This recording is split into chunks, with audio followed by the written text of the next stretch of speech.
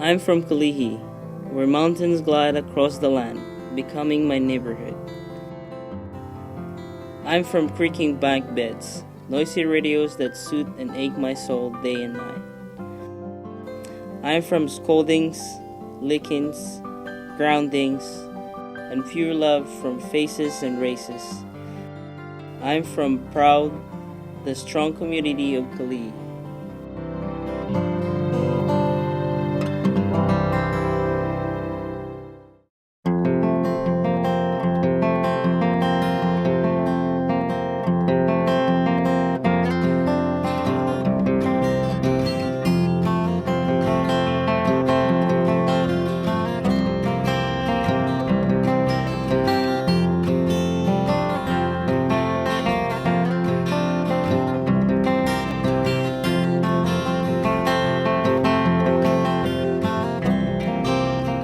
Kids in the Kalihi community face challenge like every other kid, but some of the harder things that I think they have to deal with is the stereotypes that you hear about Kalihi not being from a good place. A lot of them, many of them, their parents are like every other person working very hard to survive.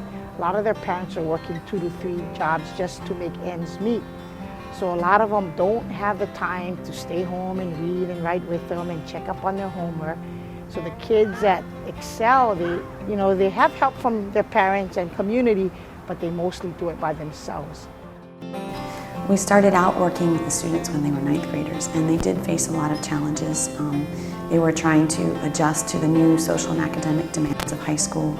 They'd had little training in academic genres, and as a result, they really struggled. Most of them spoke either Ilocano or Samoan at home. Some of them spoke Tagalog as well. Because they struggled to learn English, they were a little bit behind in terms of their literacy skills when they came to high school. And they reported feeling overwhelmed and unmotivated because it was just too much for them. The purpose of the SHOW program is to develop and implement 3 years of curriculum for local high school students in Hawaii.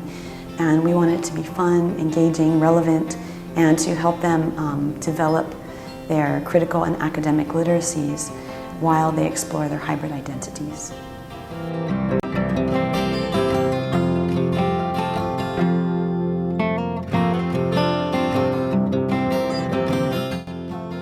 Are you a leader in every single group? No, not church. Not church. Are you really outgoing in every single group? No. Oh yeah. Yeah. No. Are you more talkative in some and less talkative in some?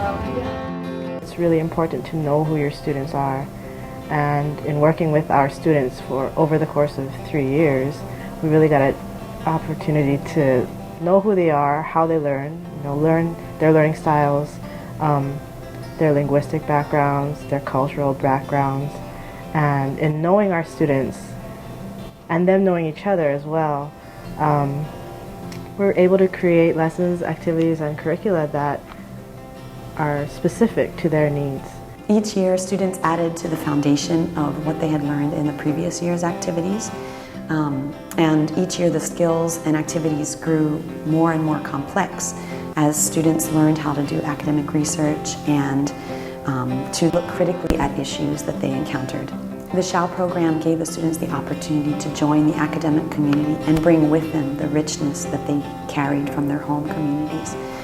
But the class actually became a community itself too, where students felt free to explore ideas, express their opinions, take risks, and learn in an environment of mutual trust.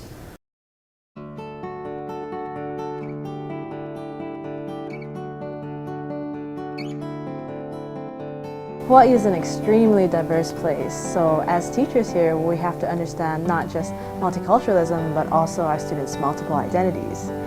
And so at the SHOW program we understand our students' diverse backgrounds and their different ways of making meaning, and also the prior knowledge that they bring with them to the classroom. And so in our projects we try to allow students to explore these multiple identities while also teaching them at the same time to use the different academic genres during that exploration.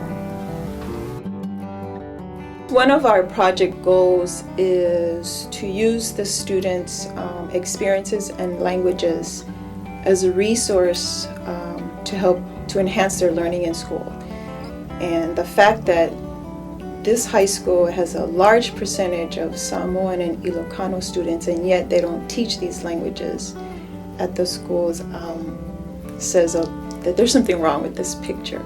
So if we've achieved, the fact that they're going to include these languages in the curriculum, then our project has done a lot for promoting students' languages and cultures. I think it's easy for these students to feel sort of marginalized at times, and to have a project that not only sort of deals with the fact that these kids may be coming from homes where English is not a first language, but to develop a project in recognition of all of the good things about that these students have a richness to offer through their heritage languages, and that this project would look at that as an asset and a building block, not a deficit. It's really important for students to understand who they are, because if they don't understand who they are, they're not going to know what they want to do in their future or where they're going to go.